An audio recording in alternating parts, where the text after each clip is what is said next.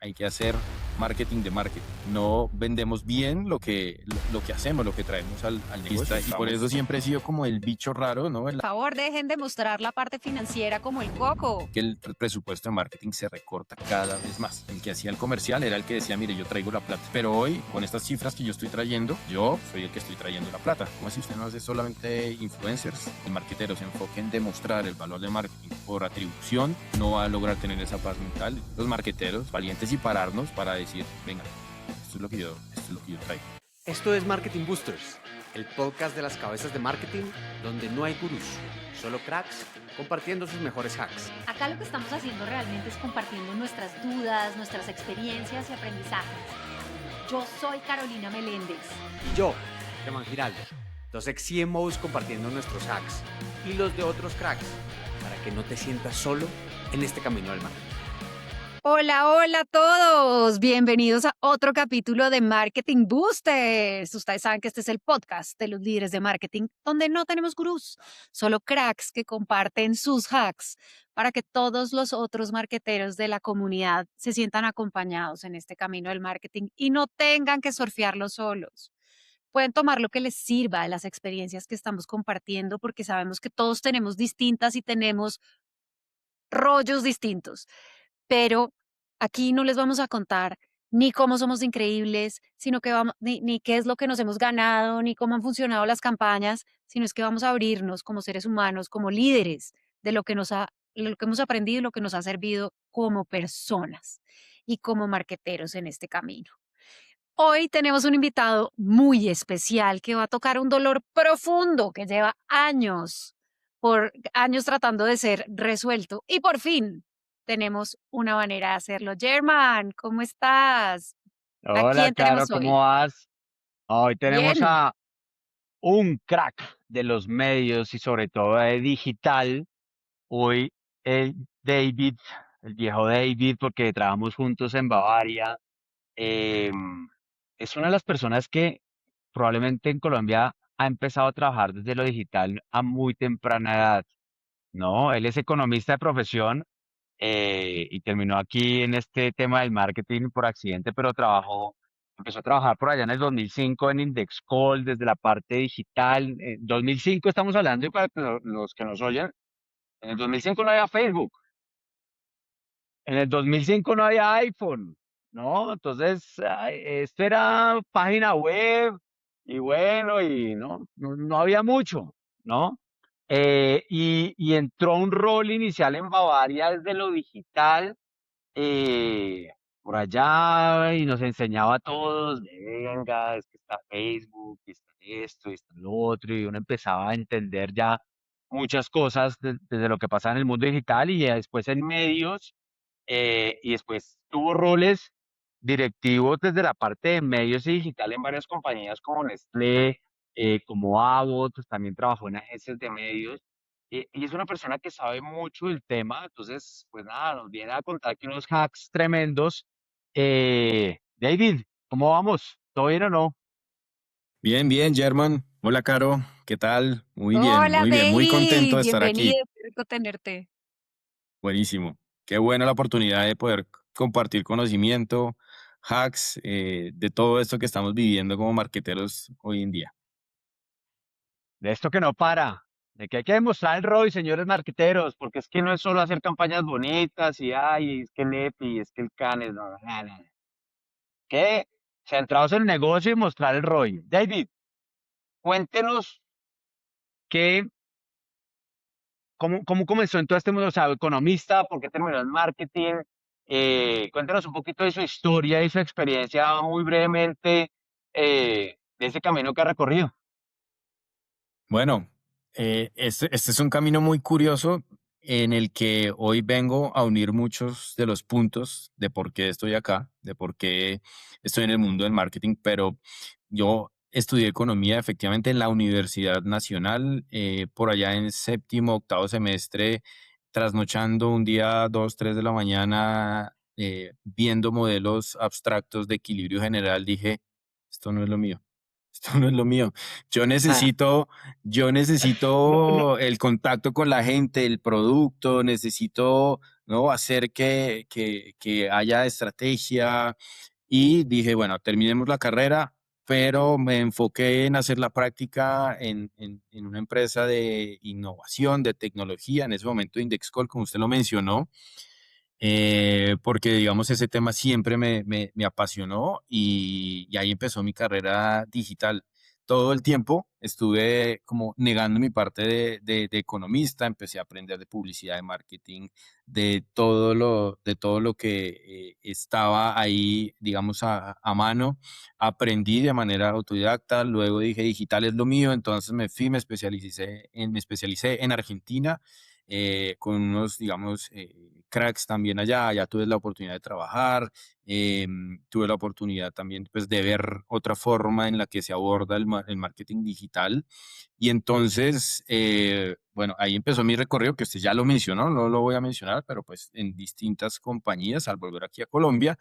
Y en la última etapa, que es efectivamente en Out, me metí muy a profundidad en estos temas de marketing mix modeling, que los venía trabajando igual, y vine a unir los puntos y dije, claro, ya sé por qué me interesa esto, ya sé por qué me interesa esto, y es que, pues finalmente sí tengo la vena, el background de economista, y por eso siempre he sido como el bicho raro, ¿no? En las industrias de creativas, ¿no? En las agencias en las que he estado, pero asimismo también dentro de los equipos de marketing. Entonces, al final, Dios unió los puntos y tengo ese background de economista, de la medición, de los números, pero asimismo una pasión por la innovación, por lo digital, por lo creativo, que viene a resultar en esto que vamos a hablar el día de hoy.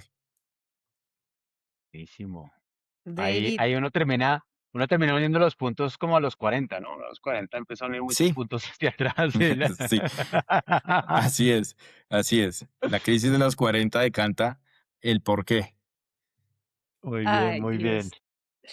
David, ¿cuál ha sido un momento que tú consideres crucial o clave en tu carrera?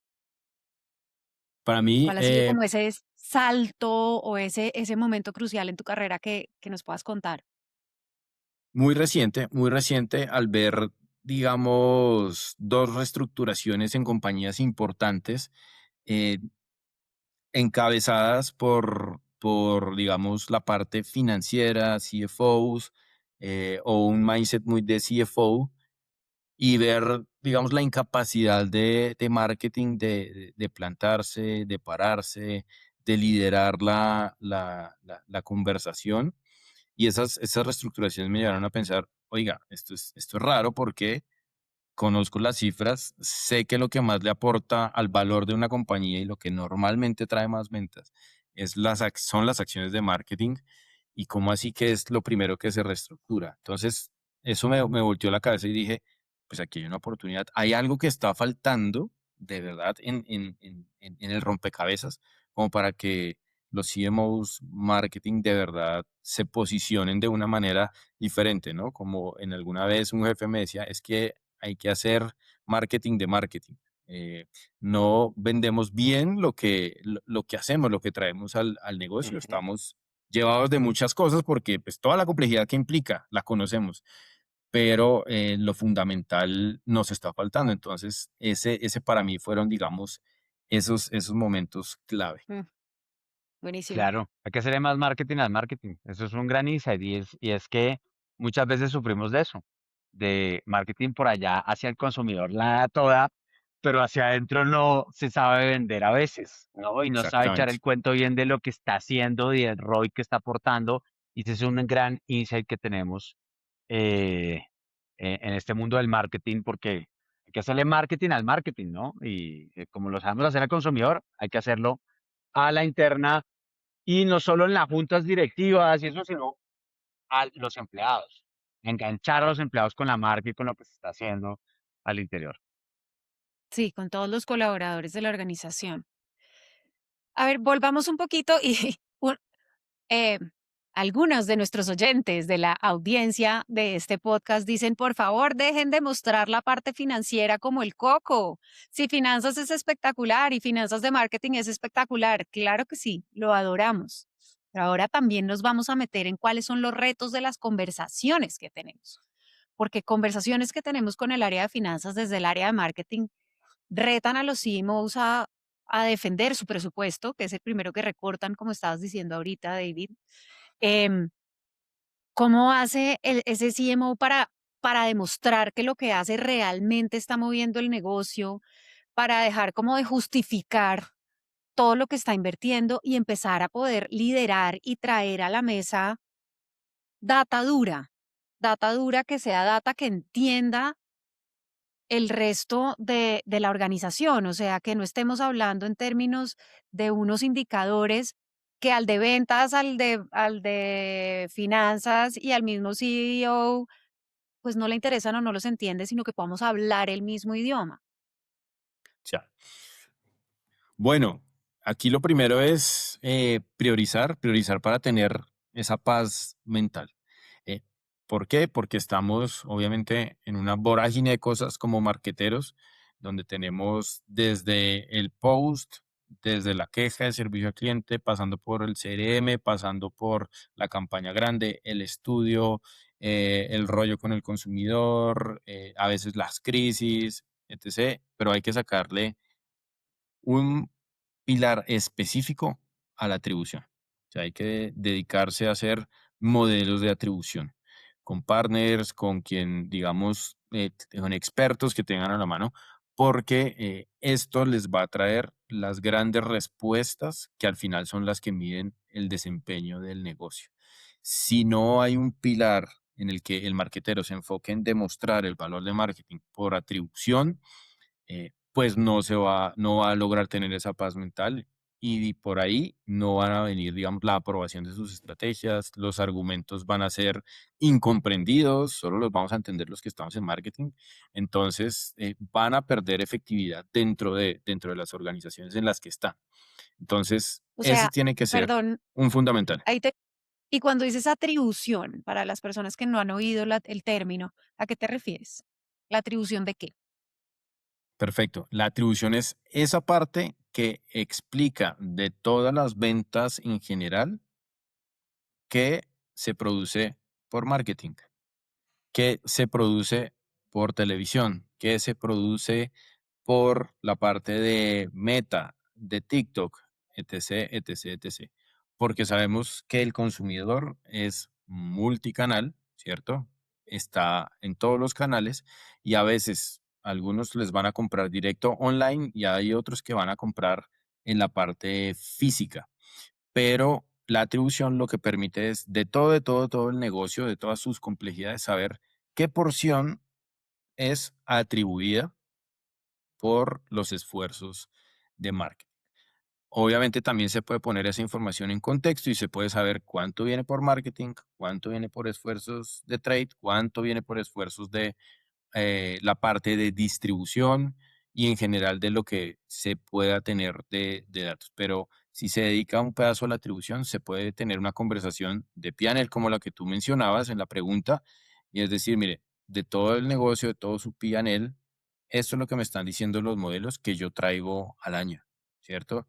O De los sea, 100 que se venden, yo traigo 10. Entonces, miremos eso en el contexto de un panel para que entiendas que no soy solo un gasto, sino que traigo algo relevante al top line. lo que voy a parafrasear lo que nos estás diciendo y es, existen modelos que te permiten a ti saber qué de la inversión de marketing es lo que está moviendo las ventas, es decir, qué de las inversiones que estás haciendo en marketing. Y cuando nos dices marketing, no solo es medios, porque sabemos que también existen los marketing mix modeling, que es marketing mix modeling enfocado únicamente en los medios, y eso se queda cortico, porque pues las ventas no se dan solamente por lo que hagas en marketing. Las ventas se dan por un montón de variables que están pasando allá afuera que toda la organización está moviendo. Entonces me parece muy interesante cuando dices que hay modelos en los que tú puedes poner qué estás haciendo en marketing qué son las otras cosas que están pasando en el trade, en la visita médica, en las promociones, en el clima, en fin, y qué de eso es lo que termina atribuyéndose a las ventas directamente. ¿Es así? Exactamente, exactamente. Ok. Sí, las empresas son organizaciones complejas y hay que saber qué es lo que trae, cuáles son los componentes de la venta. Entonces, cuando uno tiene un resultado de estos, volviendo a nuestro dolor inicial de, listo, fui y me senté en la junta o fui y me senté en un espacio con todo el C-level y están hablando de ventas, están hablando de por qué se dio esto, por qué no se dio esto, cuáles son las acciones que tenemos que tomar a futuro. ¿Cuáles pueden ser esos argumentos que lleve el CMO si utiliza uno de estos, de una de estas herramientas de modeling? Perfecto. Dos importantes. Obviamente pueden haber más. Dos importantes. Uno, ¿qué proporción, qué atribución trae los esfuerzos de marketing a la venta general? Y dos, el ROI también, el ROI de marketing. Es decir, eso pone en contexto de, mira, el ROI que es el retorno de la inversión y lo que me permite es saber de cada peso que se invierte, cuántos me retornan, ¿no? Un ROI mayor a uno quiere decir que yo invierto uno y me retorna más de ese uno que yo invertí, ¿vale? Correcto. Entonces, es ese volumen hacia las ventas que traigo. Dos, ¿cuánto es el retorno? Listo. Con eso se puede entender, se puede llevar una discusión de no soy un gasto, soy una inversión. O en estos momentos estoy siendo un gasto porque no me está retornando más. Entonces voy a hacer esto, esto, esto, esto. Pero lo que pasa en las juntas directivas y lo que está pasando alrededor en los últimos años es que el presupuesto de marketing se recorta cada vez más. Entonces, el marketero tiene Sí, estamos en menos abril y ya sabemos que le recortaron por ahí el 25% del presupuesto y cada vez más. Y el al del 2020, 70%. de acuerdo, y el del 2027 ya están pensando en recortarlo. ¿Por qué? Porque no estamos trayendo que esas discusiones y esas cifras que muestran, no, es que yo no soy un gasto, yo soy una inversión. ¿Cómo así usted no hace solamente influencers? ¿Cómo así no hace usted la imagen bonita de las cosas? No, yo soy una variable dura del negocio y da, digamos, empoderamiento para plantarse y decir, bueno, más bien toquemos otras cosas o miremos cómo estamos funcionando como negocio, cómo estamos interactuando para lograr que en otras áreas también eso se optimice, ¿no? Esos presupuestos se optimicen. Mire, acá hay muchas cosas muy interesantes en lo que estás diciendo que yo quiero retomar. La primera, ya las compañías recortaron la mayor cantidad de headcount y de gente que podían. Ya están trabajando con la menor cantidad de gente posible. ¿Qué sigue? Recortar la plata, recortar los presupuestos, en donde marketing pesa un montón y se va a seguir recortando, como dice David. Entonces, ¿qué se puede hacer para mantener o para defender nuestras inversiones de marketing y nuestros presupuestos de marketing? Buscar trabajar con este tipo de modelos en donde, ¿qué es lo que dice el modelo? Ah, ¿usted cree que de la venta de este mes nada llegó por marketing o esos influencers no sirvieron para nada? No, mire, yo acá le puedo decir que los influencers trajeron el 5% de la venta, que las acciones de trade trajeron el 10% de la venta, que las promociones que hicimos trajeron el X% de la venta y se pueda justificar de dónde viene cada cosa. Eso es muy chévere. Eso tiene que también tener el digamos que no caer en el corto plazo, ¿no? En solamente ver el corto plazo, pero tiene otra cosa que quiero destacar acá y es cómo marketing con una herramienta de estas vuelve otra vez a involucrar a las otras áreas de la organización, porque acá se puede meter la variable de precio, entonces uno se puede sentar con revenue, mire, el incremento de precio, según esto, pasó tal cosa. Se puede sentar con ventas. Mire lo que pasó con las ventas de las acciones comerciales que usted hizo, pasó esto. Se puede sentar con trade. Mire de la visibilidad de lo que pasó, pasó esto. Y cómo volvemos otra vez a ponernos ese sombrero de growth donde lo que queremos es el crecimiento de la compañía y no es solamente el gasto de marketing, sino el crecimiento de la compañía con todas sus variables y con las otras áreas de la organización que también están respondiendo por ese crecimiento. De acuerdo. Es verdad, eso es verdadero growth. Growth se ha asociado a técnicas de hacking, técnicas de la parte baja del funnel, ¿no? Para lograr, ¿no? Traer más leads, más ingresos, etcétera. Pero el verdadero growth es hacer crecer el negocio. ¿Cómo lo hacemos crecer? Entendiendo esas palancas que tú acabas de mencionar. No haciendo experimentos que lo que hacen es mejorar el desempeño de un canal, ¿sí? Que puede ser el e-commerce. No, es cómo de verdad hacemos crecer todo el negocio. David, danos un ejemplo de cuando tú has utilizado este tipo de modelos. em, ¿Cómo cambian las decisiones? Por ejemplo, no sé, algún ejemplo de tu vida pasada en donde tú digas, gracias a estos modelos yo iba a tomar la decisión A, tomé la decisión B y esto fue el resultado. ¿De acuerdo?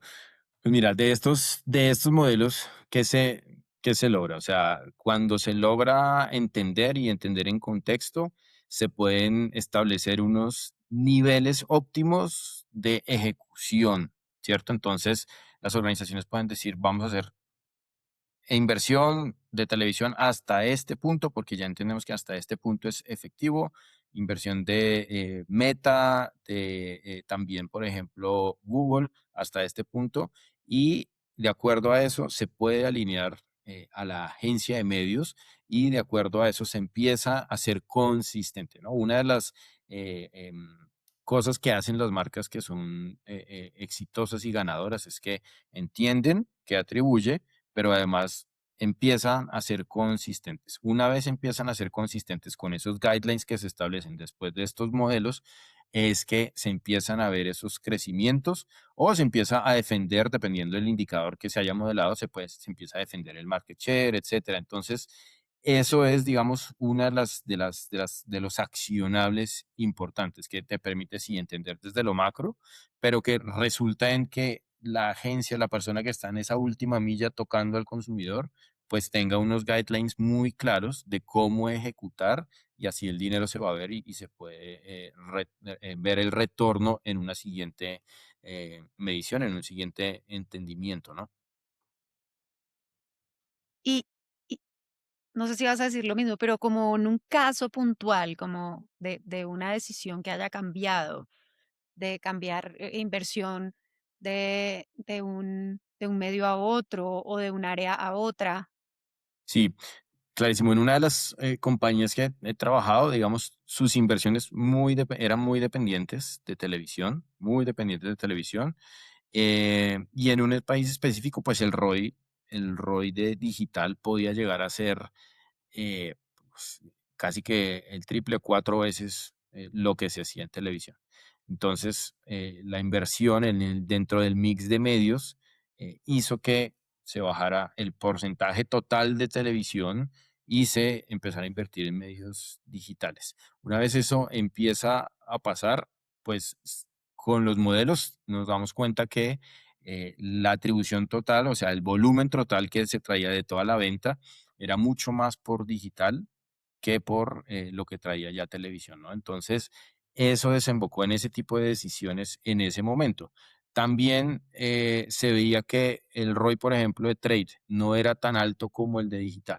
Entonces se llegan a discusiones como, em, bueno, hay que, uno, ejecutar mejor. ¿Qué es lo que pasa que no se está ejecutando bien trade? ¿Sí? A veces hay unas inflexibilidades y por relación con el retailer, pues no se pueden bajar demasiado las negociaciones, pero sí se puede decir, venga, voy a ejecutar mejor. Los mismos 10 pesos que tengo, los voy a ejecutar mejor con, digamos, acciones de POP más espectaculares que ayuden a la diferenciación del producto en la góndola, por ejemplo. Y entonces hay un cambio ahí, aunque no se pueda recortar tanto el presupuesto, ¿no? Pero sí llevó a que se conversara entre áreas y a entonces hacer esas modificaciones puntuales dentro de el gasto de marketing. O sea, lo primero que ves tú es, hubo un país que cambió la manera en cómo hacía el mix de medios Exactamente. eliminando televisión o reduciendo televisión considerablemente y empezando a apostar mucho más por los medios digitales, esa fue una.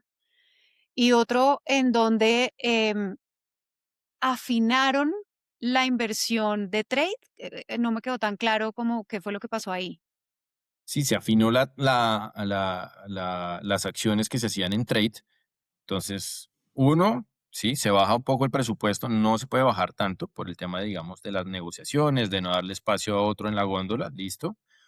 Pero sí, también eso lleva a que se hagan acciones ejecucionales, como, claro, sí, estamos invirtiendo un montón, pero no nos estamos diferenciando. Tenemos que mejorar la calidad de las exhibiciones. Entonces, son ese tipo no es solamente esto para venga y cortamos presupuesto, sino también la ejecución que se está haciendo también nos ayuda a darnos insights para mejorarla, ¿cierto? También yo puedo decir, el ROI de televisión no está muy alto. No lo puedo cambiar ahorita porque tengo una negociación con un canal, eh, pero sí me puede ayudar a ejecutar mejor. Claro, los call to action no están bien. O estoy diciendo 10 cosas en los comerciales, yo necesito decir es 2. Entonces me ayuda también a entender que si un medio no está generando el ROI suficiente, un canal no está generando el ROI suficiente, una unidad de negocio no está generando el ROI suficiente, me ayuda a decirle al equipo, tenemos que ejecutar esto mejor para que esto levante el ROI. A lo largo de mi carrera, yo siempre oí de los marketing mix model. Ahorita que soy consultor y habiendo interactuado con varios CMOs también, dice como que sí, yo lo tengo, pero no he oído el primero que diga, uy, no, es que yo ya lo tengo y aquí lo manejamos súper bien y nos ha ido muy bien con ese modelo, ¿no? Entonces aquí poniéndome el sombrero negro. em, Primero, ¿cuáles son las características claves para que un modelo arroje un buen output, un buen resultado? ¿Cuáles serían? O sea, com- ¿qué debo tener en cuenta para yo poder construir un buen modelo de atribución y poder definir ese rol? Sí, lo primero es tener bueno, unas buenas cantidades de data, 2, 3 años, 2 mínimo, 3 años como mínimo, ojalá esa data semanal para que también los modelos puedan entender mucho mejor y entender y atribuir mucho mejor de dónde vienen las ventas. Entre mayor, digamos, información, bien. Segundo, pues que vengan con calidad. También me encontré con modelos en los que los datos que enviaba la agencia no eran coherentes, ¿sí? No eran coherentes. Entonces, a veces enviaban datos de impresiones cuando eran datos de clics, a veces datos de alcance cuando eran datos de impresiones o leads. Entonces, uno, cantidad de datos; dos, la calidad, ¿sí? Se tiene que revisar muy bien, que tenga coherencia con lo que se planteó.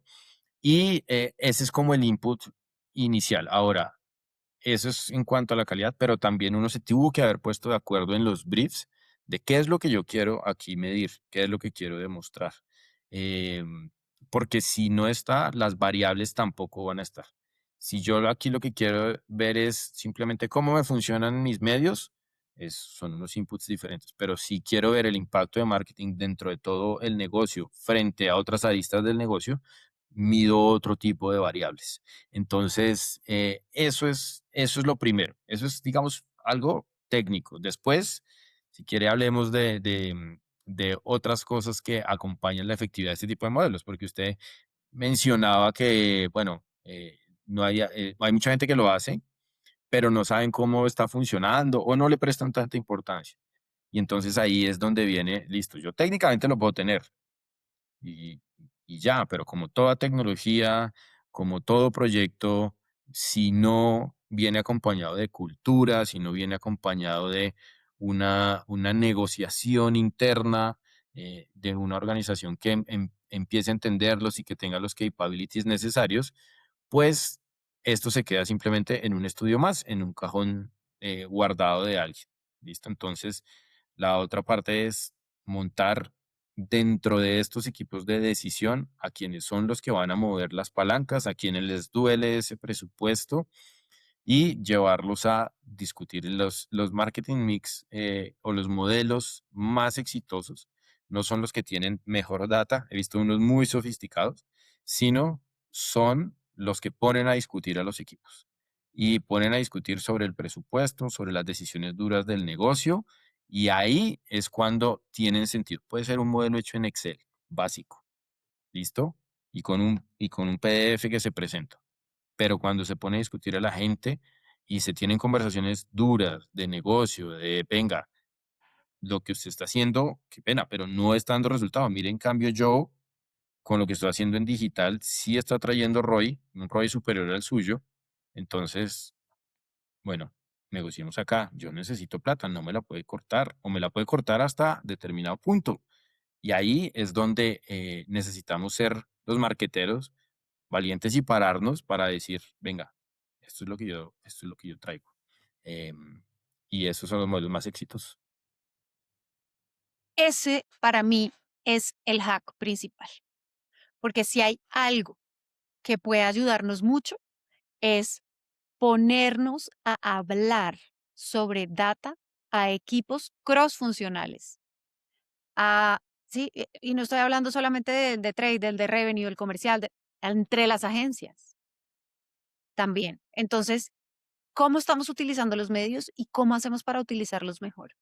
Todo lo que nos ayude a generar discusiones, a generar acuerdos, a hacer testeos, em, y poder encontrar resultados de qué es lo que funciona para cada una de nuestras marcas en nuestros contextos, es supremamente valioso. Total. Bueno, parte de por qué nace Flyboost, esto digamos que me voy a remontar a julio del 2022 cuando Caro y yo nos tomamos un café por allá en Maza de la 104 con 19 y nace Flyboost. Empezamos a pensar en un propósito de cómo le devolvemos el valor al marketing, a los CMOs dentro del mundo corporativo, porque además los CEOs estaban siendo reemplazados ahorita por CFOs o comerciales o Chief Growth Officers, etcétera, que es una mezcla entre comercial y marketing. Y marketing se ha venido desdibujando mucho desde, somos buenos haciendo campañas, métricas de vanidad, pero ¿dónde está la conexión con el negocio? ¿Sí? Y Flybus nace naturalmente en entregar esa claridad mental y esas herramientas estratégicas que le permitan a los CMOs volver a tener un puesto relevante en las conversaciones del negocio. No solo gerentes de campañas, sino que tengan el control de las unidades de negocio, del producto, del precio, de la comunicación, de entender el negocio. Y pues habiendo trabajado del otro lado como marqueteros y ahorita como consultores, necesitamos herramientas.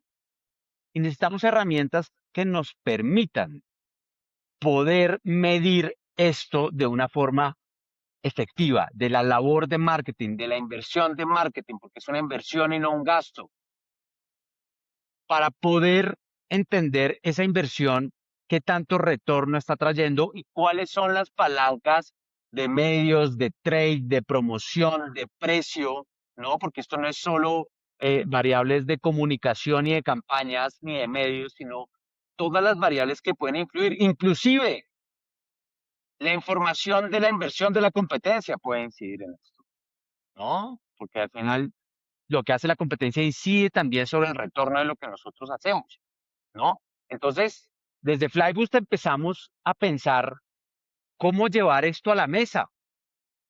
Y junto con David, en los últimos meses, se ha venido trabajando un arma, ¿no? Un arma para que los marqueteros la tengan y puedan tener más argumentos para poder poner sobre la mesa la importancia del marketing. Y esta herramienta estamos seguros que es muy buena. Entonces, David, hablemos de Arma, qué significa y por qué Arma sí tiene una propuesta de valor que va a poder solucionar esto, porque, como le decía antes, hay mucho escepticismo a veces de estas herramientas porque no se le ha visto el valor en esto. Entonces, ¿por qué Arma sí? Pues listo, mire, ARMA, ¿qué es? ARMA son las siglas de Attribution ROI Marketing Agent. Y significan obviamente que esto es un asset en la mano de los marketeros. ¿Para qué? Para que puedan demostrar y disparar su negocio. Entonces, ¿por qué es diferente ARMA? Es diferente por lo siguiente, y es que muchos de estos modelos también fallan porque al ser tan pesados, tan robustos, tener tanta sofisticación, se demoran 3, 6 meses en prepararse. Luego a los 6 meses se hace una presentación de 1 hora y media y hasta ahí llega. ¿Listo? Entonces ahí tenemos tiempo, conclusiones, alto costo, y eso digamos que son esos componentes. Pero Arma lo que hace es mediante la inteligencia artificial, mediante agentes que saben de econometría, simplifican el proceso o simplificamos el proceso para lograrlo, haciéndolo más rápido.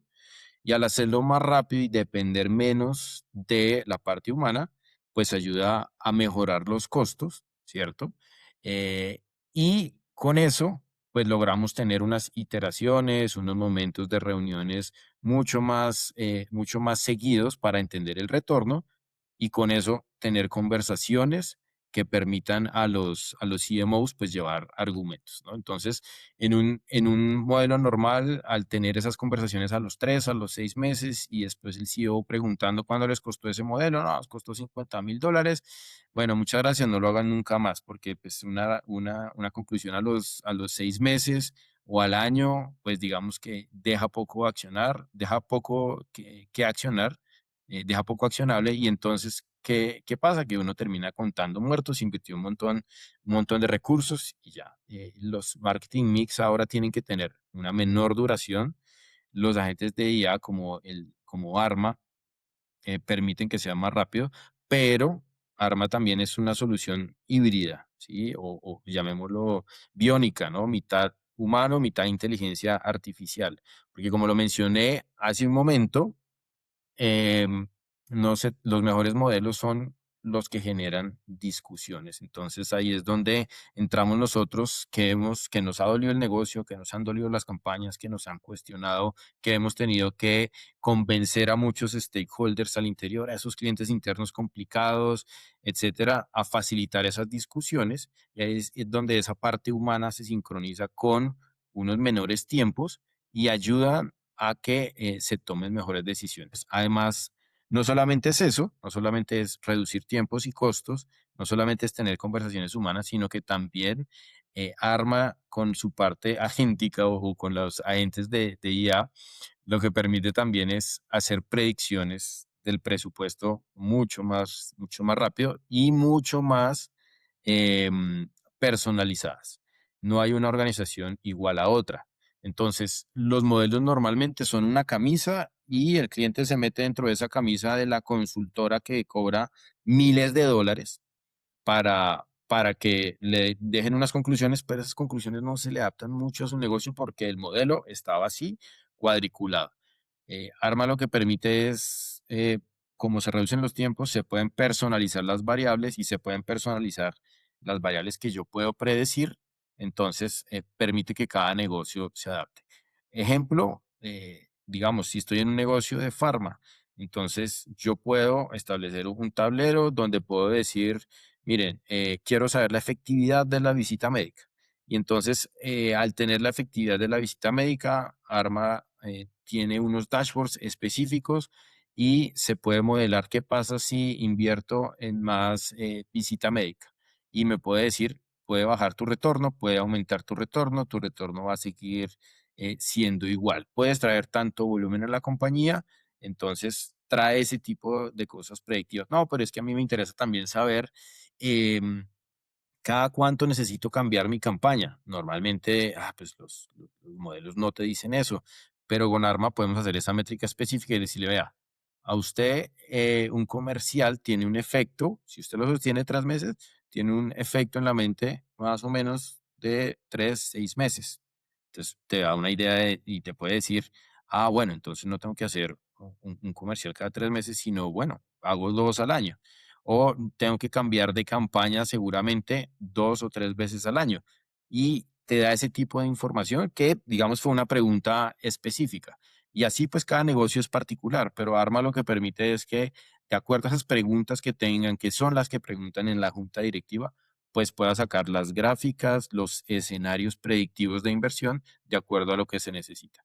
Y la última característica de Arma es que puede ser alimentable de una manera también más automatizada y más rápida. Entonces, no hay que correr nuevamente con un grupo de data scientists nuevamente el modelo cuando se tenga que actualizar a los 6 meses, al año, sino que tenemos un agente que permite que esa actualización sea mucho más rápida, mucho más natural y le ayude a las personas a entender, ah, ok, ya hice los cambios, a los 3 meses vuelvo a alimentar el modelo y ya se empiezan a entender, bueno, que sí está resultando estos cambios que hicimos, que discutimos con el área de trade, de distribución, con el área de pricing y vea que sí se está dando. Ok, entonces veámonos en 3 meses.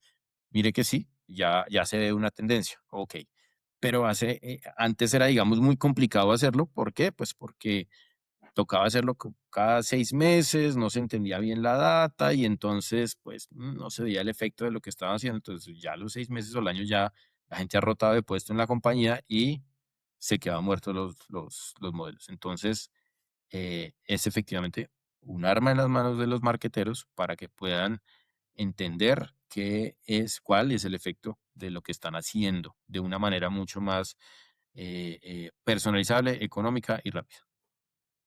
O sea, más Buenísimo. rápido, más barato, más predictivo con la inteligencia artificial, más personalizado, porque es con las variables de tu compañía, De no acuerdo. con unas variables genéricas. eh, Más rápidamente actualizable también, como que se actualiza más rápido y alimentando esto para que no tenga que el equipo rotar y quedarse con una foto, sino que pueda realmente modelar y tomar decisiones más en el día a día. Buenísimo.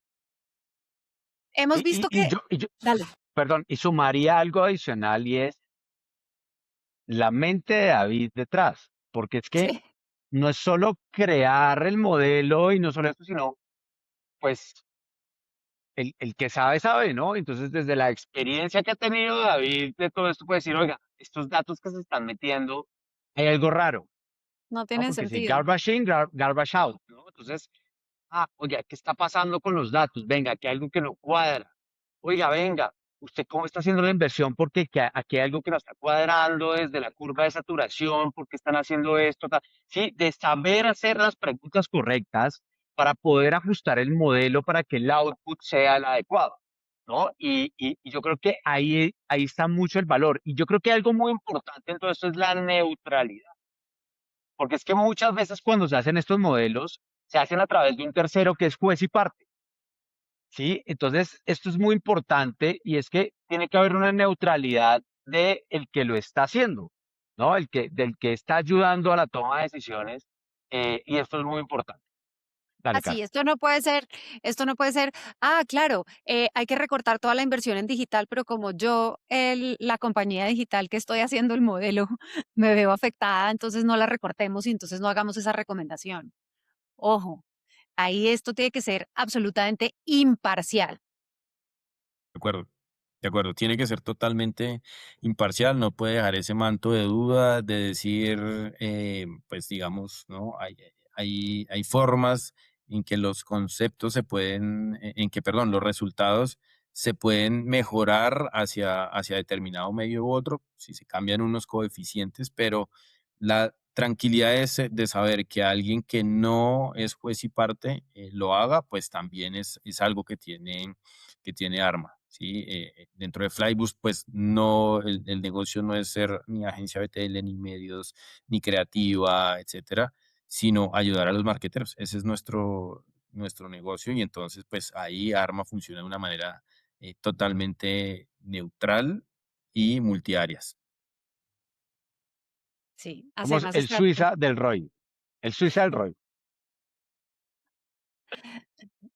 Oigan, y como Suiza del Roy, entonces por eso nace dentro de Flyboost la unidad de negocio de Growth Lab, que está en cabeza de David Reina. Y ese es el secret sauce que les traemos ahora, último de las noticias de Flyboost.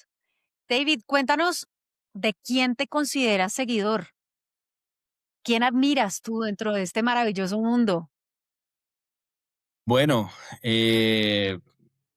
yo creo que admiro mucho a ciencia cierta a muchos de los colegas con los que he trabajado, ¿cierto?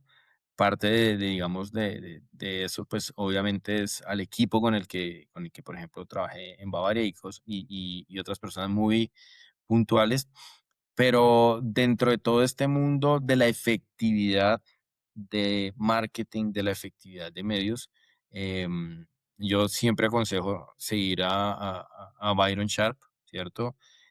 A Les Binet, sobre todo porque tienen, digamos, ese discurso de how brands grow, y tienen muy claro y se ha medido de muchas maneras cómo las marcas crecen.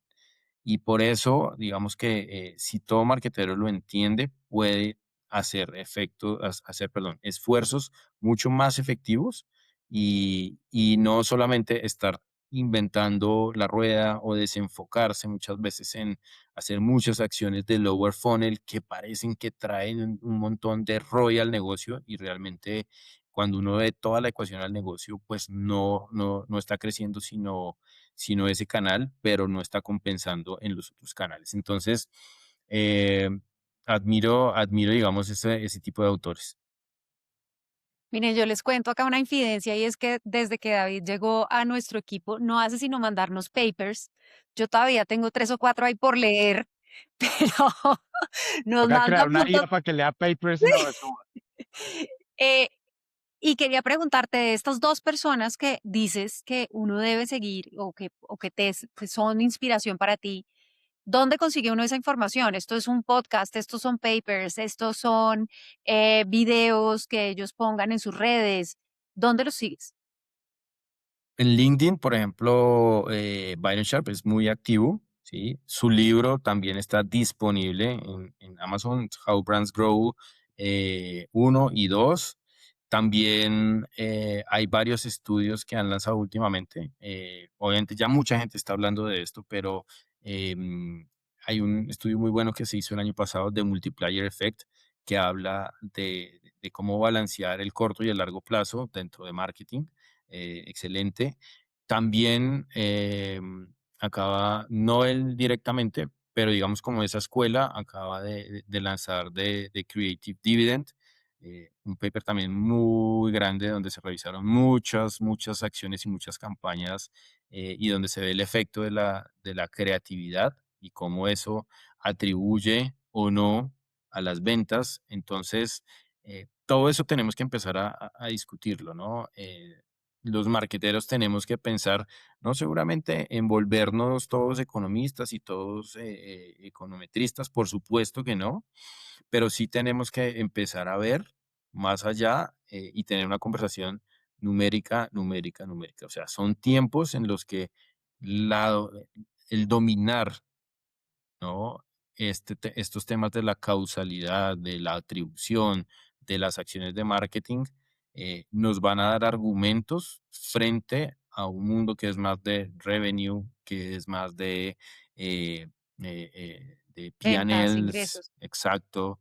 Entonces nos vuelven a traer a la discusión. Y es volver digamos, va a volver a pasar en la medida en que marketing empiece a traer estos discursos. Vamos a volver a lo que nos llevó a ser exitosos en hace unos 30, 40 años, y es que el que hacía el comercial era el que decía, mire, yo traigo la plata. Y entonces, ¿no? El marketing se convirtió en el showman. Pero hoy va a ser, mire, con estas cifras que yo estoy trayendo, ¿sí? Yo soy el que estoy trayendo la plata. Entonces, no me recorte De más. Mad Men, voy a interrumpir ahí, de Exactamente. Mad Men a Math Men, ¿no? Ex- De, del de loco Mad al Men a Mad Men. matemático. Sí, señor. Exacto. Sí, señor, y no hay que ser, y no que no se malentienda, no hay que ser geeks, no hay que ser, digamos, ultra pensamiento abstracto matemático, no. Simplemente hay que hacer este tipo de cosas y entender ROI y volumen, ROI y volumen. A mí me gusta mucho eso que dices porque creo que no hay que ser geeks para nada, pero sí hay que entender los números y hay que saber hacerles las preguntas correctas.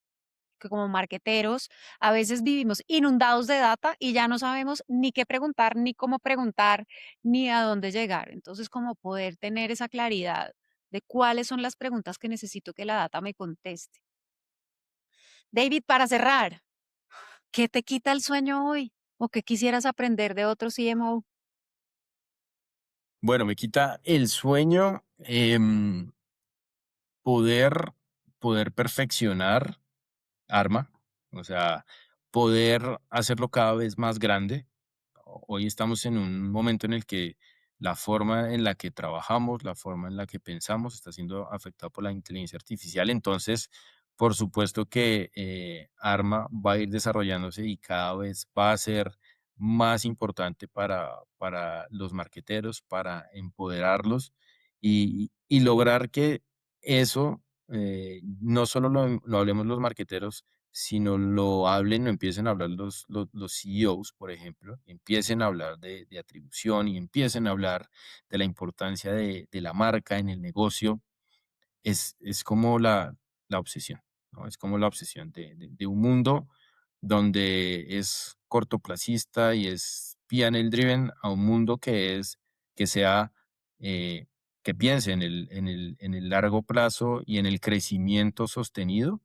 Creo que para mí eso es una obsesión y es un reto constante. Me encanta. Me gusta ese reto. Señores CEOs que nos están viendo, señores CFOs, queremos que entiendan Arma y cómo se puede funcionar. Y voy a hacer una analogía. Desde investigación de mercados y desde los tracking de marca y esto, se crearon a empezar a crear medidas que hoy en día los CEOs hablan de cómo se mide el brand power, el brand health, ¿no? Muchas cosas que se empezaron a permear en las discusiones de marketing para entender la salud de la marca. Ahora queremos que entendan la salud de la inversión, ¿sí? Y empecemos a hablar en esa terminología también en las metas. Y CMOs está en sus manos poder entregar ese tipo de discusiones, así como en su momento lo hicieron con la salud de la marca, ahora con la salud de la inversión y el rol que está trayendo marca. Y voy a sumar a eso que ya hay un chisme, y es que ya hemos hablado con compañías en donde esto ni siquiera está en marketing. Está en las compañías que tienen áreas de planeación estratégica, allá está. O sea, en esa área que le está reportando todo el tiempo el CEO, porque es un área que no lo está viendo solo desde marketing, lo está viendo a total compañía, porque están viendo todas las variables, cómo está el mix, pero cómo está el pricing, pero cómo está el trade, pero cómo está el producto, pero cómo están todas esas cosas, entonces la está viendo un área que muy pocas compañías tienen, entendemos, porque son las grandes compañías las que tienen un área de planeación estratégica, pero para que sepan que está ahí ya hoy. Total. David, oiga, muchísimas gracias por el espacio, por el conocimiento, pues, por este espacio, de verdad que muchas gracias y nada, seguimos aquí con la bandera del ROI, vamos por eso, vamos a construir algo grande y nada, pues vamos con toda, amigos marqueteros que nos están viendo, gracias por acompañarnos. Tenemos este capítulo, pero tenemos más, donde hablamos de muchas cosas del marketing. No se olviden suscribirse, seguirnos. Y también, si quieren conocer más de Flyboost, pues ahí nos encuentran en LinkedIn. Tenemos muchas cosas para contar, muchas cosas para ayudar, herramientas, soft, hard, ultra hard como arma.